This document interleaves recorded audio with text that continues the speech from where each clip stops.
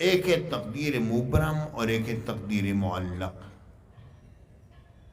تقدیر معلق وہ ہوتی ہے جس طرح کہ اللہ رب العالمین نے یہ بات لکھ دی کہ یہ شخص جو بیمار ہوگا اگر اس نے فلاں حکیم سے علاج کرا لیا تو بچ جائے گا، نہیں کرایا تو نہیں بچے گا۔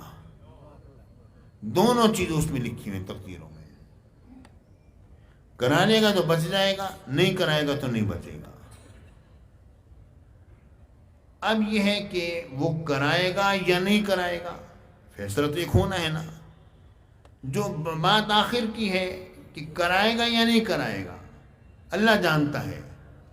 اگر وہ نہیں کرائے گا تو رب العالمین نے اس تقدیر معلق سے تقدیر مبرم میں لکھ دیا یہ علاج نہیں کرائے گا اور یہ مر جائے گا۔ اس کے متعلق لکھا یہ علاج کرا لے گا اور بچ جائے گا، تقدیر مبرم میں یہ بات لکھ دی۔ پیارے ساتھیوں، تقدیر معلق جو ہے جس میں دونوں پہلوؤں کو لکھا جاتا ہے اور اس کے بعد پھر فیصلہ ہوتا ہے، رب العالمین جانتا ہے کہ ہونا کیا ہے، ٹھیک ہے نا، جانتا ہے کہ ہونا کیا ہے۔ یہ جو تقدیر مبرم جو ہے یہ اس کو کوئی نہیں ٹال سکتا، یہ بات ذہن میں رکھ لو۔ کیونکہ اگر کوئی شخص اگر یہ کہے کہ میں اس کو ٹال دیتا ہوں تو اس کا مطلب یہ ہوگا کہ اللہ کا علم غلط ہو رہا ہے۔ رب نے کہا کہ آخر میں یہ کرے گا اور رب کا علم غلط نہیں ہو سکتا۔ لیکن اب ہم کیا دیکھتے ہیں؟ اب ہم اولیاء اللہ میں یہ دیکھتے ہیں کہ ایک اللہ کے ولی نے دیکھا کہ لکھا ہوا ہے، وہ لکھا ہوا تو نہیں اس کے لیے، دوسرے نے کہا جاؤ میں نے تیرا کام کر دیا۔ اب یہ کیا ہے؟ یہ کیا ہے؟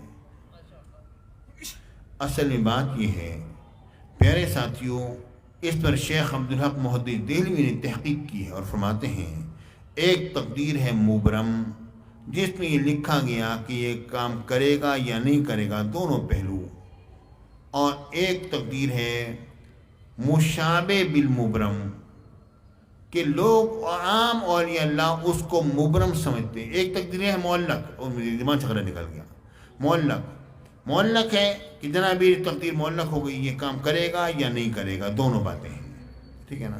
اور ایک ہے مشابہ بالمبرم، عام اولیاء اللہ جو ہیں ان کی نگاہ وہاں تک جاتی ہے، اکابر اولیاء اللہ کی نگاہ بھی ان تک وہاں تک جاتی ہے، اور اس میں لکھا ہوا ہے مثال کے طور پر کہ جناب علی اس نے علاج کرانے نہ ہے اور بچ جانا ہے، ٹھیک ہے نا، اس میں اس نے کہہ دیا بچ جائے گا۔ یا یہ ہے کہ اس نے لکھا ہے کہ اس نے علاج نہیں کرانا اور نہیں بچے گا، ٹھیک ہے، اس نے کہہ دیا یہ نہیں بچے گا۔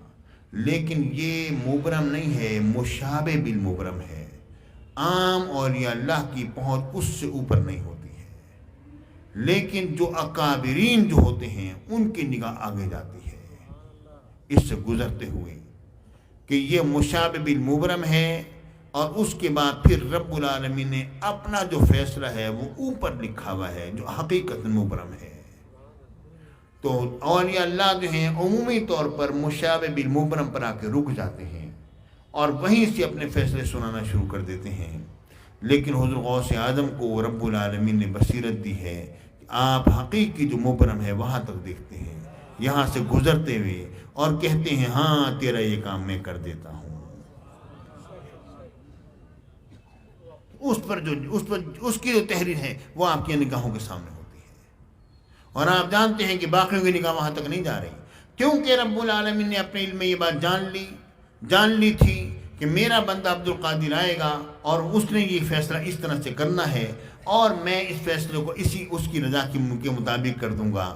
رب العالمین نے اس مبرم میں یہ بات لکھ دی تھی، تو جو اولیاء اللہ کے نزدیک مشابہ بالمبرم کو مبرم سمجھے بیٹھے تھے، اور حضور غوث پاک دیکھ رہے تھے کہ مبرم اوپر ہے، رب جانتا ہے کہ میرا یہ بندہ میرا یہ محبوب بندہ آئے گا اور یہ چاہے گا تو میں اس کی رضا کے مطابق میں تبدیلی کروں گا۔ تو رب العالمین کی اس تقدیر مبرم میں تبدیلی نہیں ہوئی ہے، رب نے پہلے سے جان لیا تھا اور ادھر یہ لکھ دیا تھا کہ میں اس طرح کروں گا۔ تقدیر مبرم جو ہے اس کو کوئی بھی نہیں بدل سکتا ہے، ورنہ اللہ تعالیٰ کا علم غلط ہو جائے گا۔ بات میں آئی نہیں آئی آپ کو؟ بڑی مشکل بھی ہستی ہے جو چھیڑ دی میں نے۔ تو پیارے ساتھیوں، یہ جو معاملہ جو تقدیروں کے جو ہوتے ہیں، اب یوں سمجھیے کہ حضور غوث اعظم کی باریات میں ایک شخص آیا، اس کا حال سلب ہو گیا تھا، پہلے ولایت کے منصب پر تھا، کوئی غلطی ہوئی، اس کا حال ختم ہو گیا۔ جب وہ آیا، اس نے آگے کہا، اے عبد القادر جیلانی، کرم کرو، میری وہ پرواز مجھے واپس دلوا دو۔ آپ نے رب کی باریت میں ہاتھ اٹھائے۔ اب یہ مبرم اور مشابہ بالمبرم، ذرا دیکھو، اس کو ذرا دیکھو، رب کی بارگاہ میں ہاتھ اٹھائے، رب کی طرف سے پیغام آیا، اے میرے بندے عبد القادر، یہ تجھ سے پہلے 160 اولیاء کے بعد جا چکا ہے، اور میں نے کسی کی دعا اس کے حق میں قبول نہیں کی ہے۔ حضور غوث پاک مقام محبوبیت اعلیٰ پر فائز تھے، اسی ناز اور انداز سے رب کی بارگاہ میں عرض کرتے ہیں، اے پروردگار، اگر اس کے حال کو بدلنا نہیں تھا تو اسے عبد القادر کی طرف آنے کیوں دیا تھا؟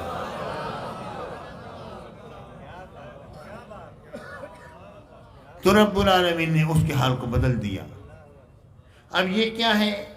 باقی اولیاء اللہ کے نزدیک وہی مبرم جو مشابہ بالمبرم جو ہے مبرم بنی ہوئی تھی، لیکن حضور غوث پاک جانتے تھے کہ جب میں یہ انداز اختیار کروں گا رب کرم کرے گا مجھ پر، اور رب نے یہ بات پہلے لکھ دی تھی کہ میرا بندہ عبد القادر جب اس طرح بولے گا تو میں تبدیل کر دوں گا۔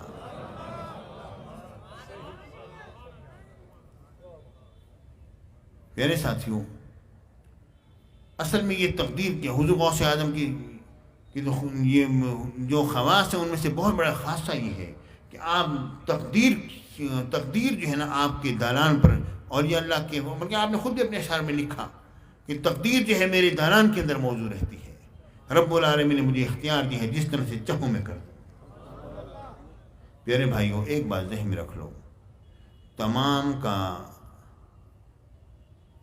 تمام کی گنگا جو ہے وہ نیچے بہتی ہے، حضور غوث پاک کی گنگا اوپر کی طرف بہتی ہے۔ آپ کسی قانون کے تحت رہ کر اپنا کام نہیں کرتے، اللہ رب العالمین نے جو اختیار جو دیا ہے وہ خصوصی اختیار دیا۔ آپ نے فرمایا، فمن فی اولیاء اللہ مثلی ومن فی العلم وتصریف حالی، اولیاء اللہ میں کون ہے جو کہ میرے علم اور میرے تصرف کی مانند ہو، اور اصل میں علم والے پر جو کرم ہوتا ہے اس کی بات ادب ہوتی ہے۔ آپ نے فرمایا، درست العلم حتی صرت قطبا، میں پڑھتے پڑھتے ہی میں تو قطب بن گیا تھا، اب تو پتہ نہیں کیا کچھ ہے۔ اور یہ بات ذہن میں رکھو کہ یہ اور ولایت کے جو مراتب اور جو درجات ہیں یہ حضور غوث پاک کے لیے نہیں ہیں، یہ اور اولیاء اللہ کے لیے ہیں۔ یہ طبقات اولیاء جو ہیں حضور غوث اعظم کو ان سے اوپر ذکر کرتے ہیں، جو شیخ عبدالحق محدث دہلوی اور دیگر اور لوگ جو ہیں ائمہ مجتہدین اور حضور غوث اعظم، ان کو ان طبقات سے اوپر کر کے ذکر کرتے ہیں، کہتے ہیں کہ یہ وہ طبقات اور لوگوں کے لیے ہیں جہاں پر کہ ہماری عقل کام کرتی ہے۔ حضور غوث پاک نے فرمایا، انا فی المقطع مقامی، میں مقطع مقام میں ہوتا ہوں، والمقطع مقامی، اور دھوکے کی جگہ جو ہے میری جگہ ہے، کوئی مجھے سمجھ نہیں سکتا کہ میں ہوں کیا۔ وحدہ کہتے ہیں دھوکے کی جگہ کو، میری جگہ دھوکے کی جگہ ہے، والمقطع مقامی، مجھے کوئی نہیں جان سکتا کہ میں کیا ہوں۔ اور وہ جو آپ نے جو وصال کے وقت پر جو بات فرمائی، وہ تو پیارے بھائیوں ایسی بات آپ نے کہی ہے کہ بس وہ اس نے تو تمام کے عقول کو حیرت زدہ کر دیا ہے۔ بہرحال آپ نے فرمایا کہ میں شمشیر برہنہ ہوں، میں چڑھی ہوئی کمان ہوں، میرا تیر ہمیشہ نشانے پہ لگتا ہے، میرا نیزہ کبھی خطا نہیں کھاتا ہے، میرا گھوڑا بے زین کے ہے، میں عشق خداوندی کی آگ ہوں، انا نار اللہ الموقدہ، میں عشق الہی کی آگ ہوں، بھڑکتی ہوئی آگ ہوں۔ فرماتے ہیں حال اور احوال کا سلب کرنے والا ہوں، میرے اختیار میں ہے، جس کو جو چاہوں بنا دو۔ آپ نے چوروں کو قطب بنا دیا، مرضی آپ کی۔ میرے بھائیوں، یہ بات ذہن میں رکھو کہ حضور غوث اعظم کی شان کچھ نرالی شان ہے، عجیب و غریب حیرت انگیز شان کے مالک ہیں۔ تو بہرحال